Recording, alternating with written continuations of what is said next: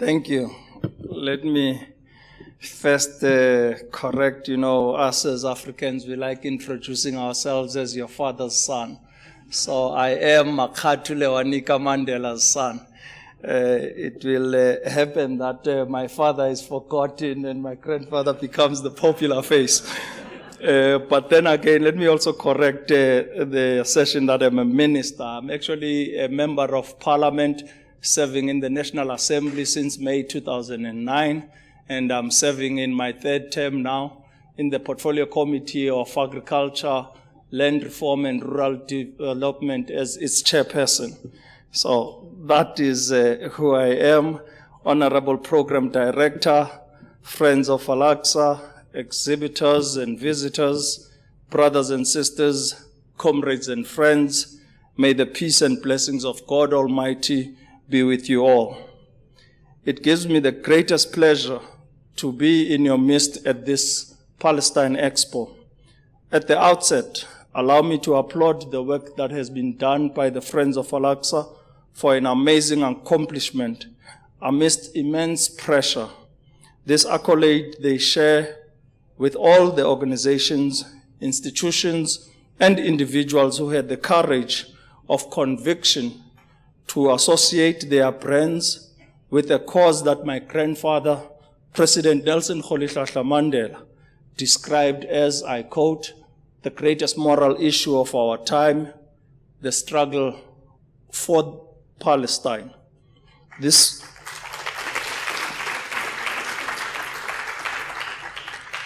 afternoon, I would like to reflect on that and place it in the context of the Expo and the broader struggle for freedom of expression in the world today. Before I do that, allow me, Program Director, to say that it is always a special occasion for me to be in London to participate in revolutionary events such as this, as I cherish some beautiful memories from being in the streets of London with my mother, Nolusapo Mandela Perry, when we used to attend protests at Trafalgar Square in front of South Africa House here in London, and participating in the anti-apartheid mass demonstration. It made us appreciate the role of the international solidarity movement, who, without their support, we could have never realized our freedom that we enjoy today. It is therefore feels good to be in your midst as we fly the Palestinian flag high over the next 2 days and beyond. Comrades and friends, this is an amazing accomplishment, and I hope that we will be able to exceed the mark of 15,000 achieved at the inaugural Palestine Expo in 2017. What is remarkable about this event is that it's not just a political rally or mass demonstration. In our own struggle for freedom, we learned the lesson that the struggle must be waged on multiple fronts: cultural, academic, trade, political, diplomatic, sport, communication, but most of all, the battle of hearts and the battle of perception. This multi-pronged approach not only armed us with a greater diversity of tools of struggle, it also enabled us to attract a broader audience of support base that could constitute the basis for a popular struggle. The Palestine Expo must be congratulated on creating a unique experience which proudly celebrates the Palestinian arts, history, and culture, whilst fostering discussions and activism in the United Kingdom. Allow me to elaborate briefly on why this is such a critical front in the struggle for a free Palestine. We had first experience as an organization calling themselves UK Lawyers for Israel applied its best efforts to stymie this event or to downplay the support for BDS movement. Let me say it loud and clear, ladies and gentlemen, for all to hear. Next to the internal popular protest movement waged in the face of all odds by the brave and courageous children, women and men of occupied Palestine, BDS is the most painful thorn in the side of apartheid Israel.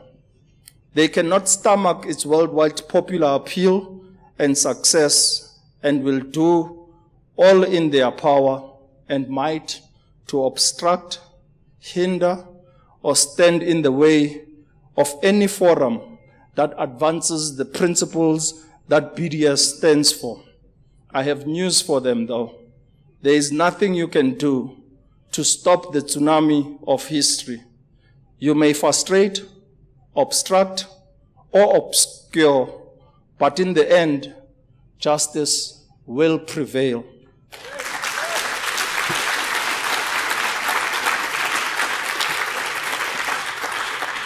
In the 70s, 80s, and perhaps in the early 90s, we too engaged in political action for the liberation struggle in South Africa. Apartheid South Africa and its imperialist allies too underestimated the power of the people, but today we stand before you, free from centuries of colonialization and free from decades of apartheid brutality and discrimination. Today, South Africa is free. Tomorrow, Palestine will be free.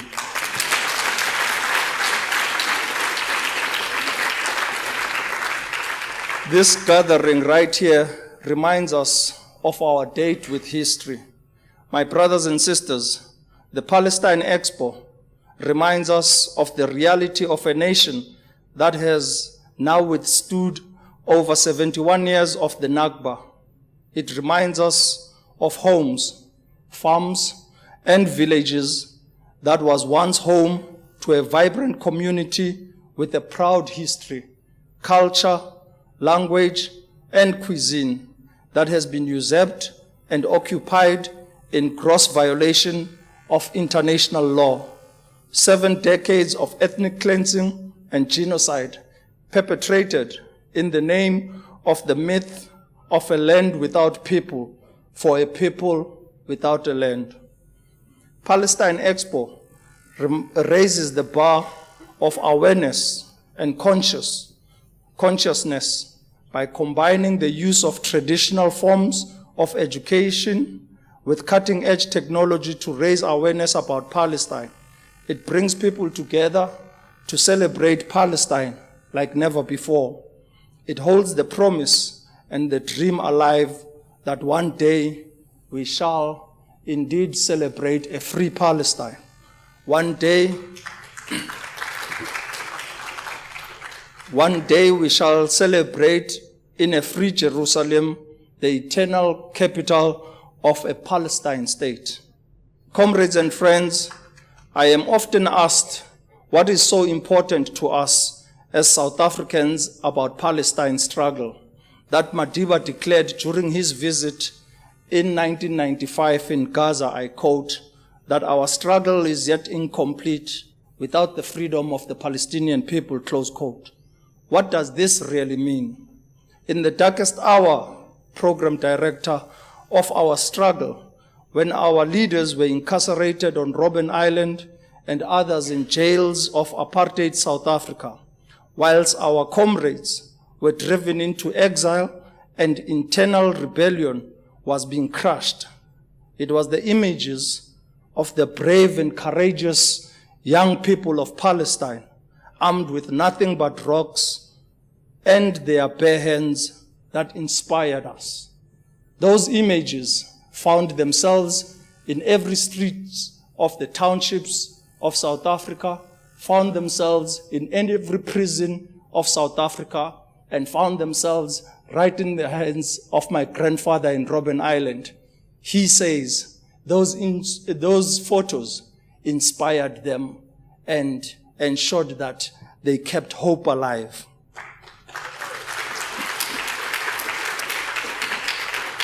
When they themselves were under siege and attack, it was the leadership of the Palestinian struggle that provided home, training, and financial support to our struggle. Our freedom is interconnected with that of the Palestinian people because ours is a relationship forged in the heat of the struggle, and they were the strongest advocates of our freedom in every global forum where they raised their flag of our just struggle alongside with the struggle of the Palestinian people. There is another reality playing itself out today that ties our struggle by an umbilical cord.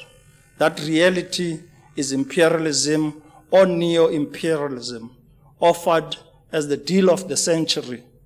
I have no hesitation in calling it for what it is, the hoax of the century. I will come back to that in a moment. But first, allow me to remind you of what Malcolm X said just over half a century ago in an article called Zionist Logic, published in the Egyptian Gazette on the 17th of September 1964, just months before he was assassinated. In the article, Malcolm X notes the parallels between subjugation of Palestinians and Africans. He pointed out the strategic value of Israel to world imperialism, and says, I quote, "The ever-scheming European imperialist wisely placed Israel where she could geographically divide the Arab world, infiltrate and sow the seed of dissension among African leaders, and also divide the Africans against the Asians," close quote. Towards the end of that article, he says, and I quote, "The Israeli Zionists are convinced they have successfully camouflaged their new kind of colonialism. Their colonialism appears to be more benevolent, more philanthropic, a system with which they rule simply by getting their potential victims to accept their friendly offers of economic aid and other tempting gifts," close quote. Malcolm X was referring to the newly independent African nations whose economies were experiencing great difficulties and whom Israel was manipulating to seek legitimacy. So when the leader of the free world comes around offering a golden handshake and bearing the trump card, gifts which the Arab nations must pay themselves, we recognize the behavior and definitely smell a rat. They call it what you will, but the deal of the century is no deal for us and is only designed to fortify apartheid Israel, legitimize its illegal settlements, and forever forge the right of return of 6 million Palestinians living in exile. This hoax of the century has served to unite the voice of the Palestinian people in opposition to it. But we must caution against the guile of imperialism. My brothers and sisters, we are very clear about why we call this the hoax of the century.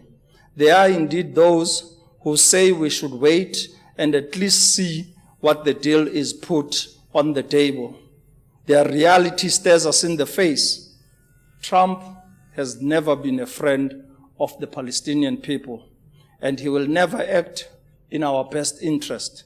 He is not even a friend of America and does not act in the best interests of America. Since coming into power, he has cut developmental aid to Palestinian refugees and literally severed the pipeline that provides hope and much needed medical care for children, some as young as 1 or 2 years old. He has defied international law and disregarded the global outcry against his announcement of moving the American embassy to Jerusalem. Historically, the United States of America has proven that it is not a fair and honest broker of peace in Palestine or anywhere in the world. We as South Africans know that because President Ronald Reagan's administration was on the wrong side of history and sided with a brutal, oppressive regime of South Africa.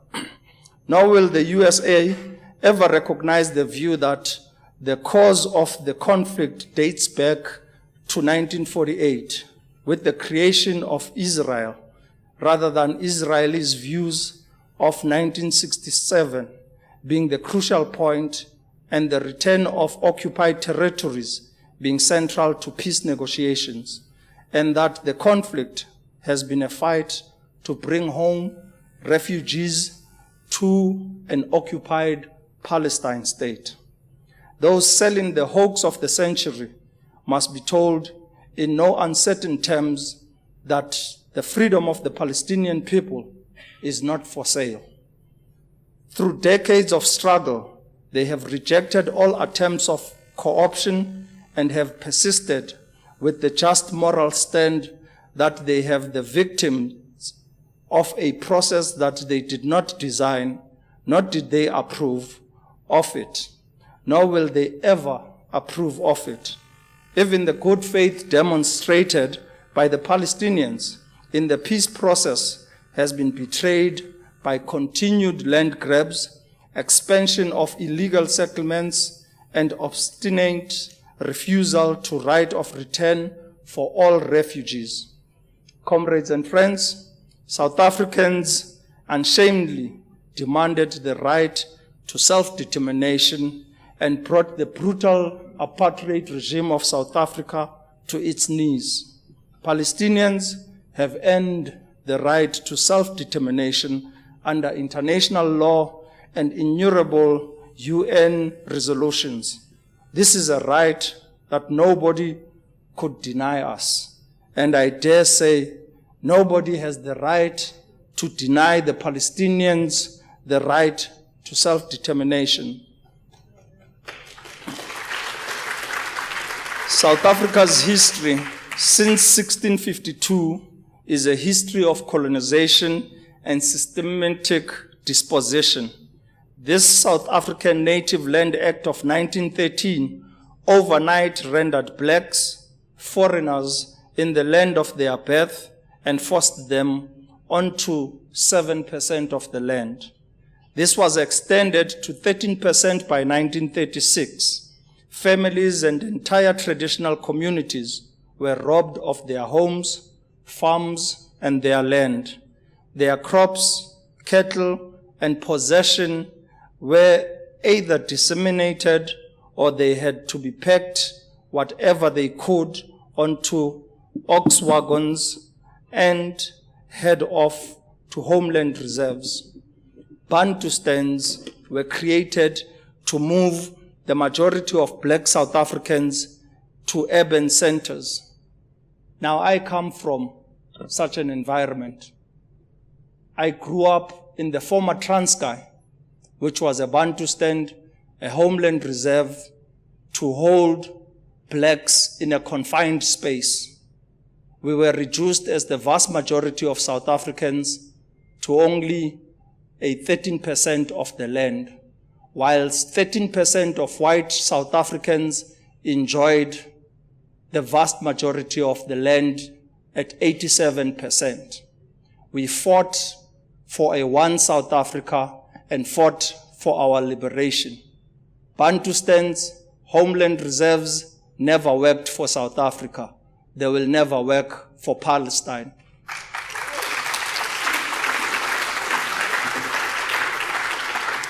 In those words, we continue to call for a one-state solution. I thank you.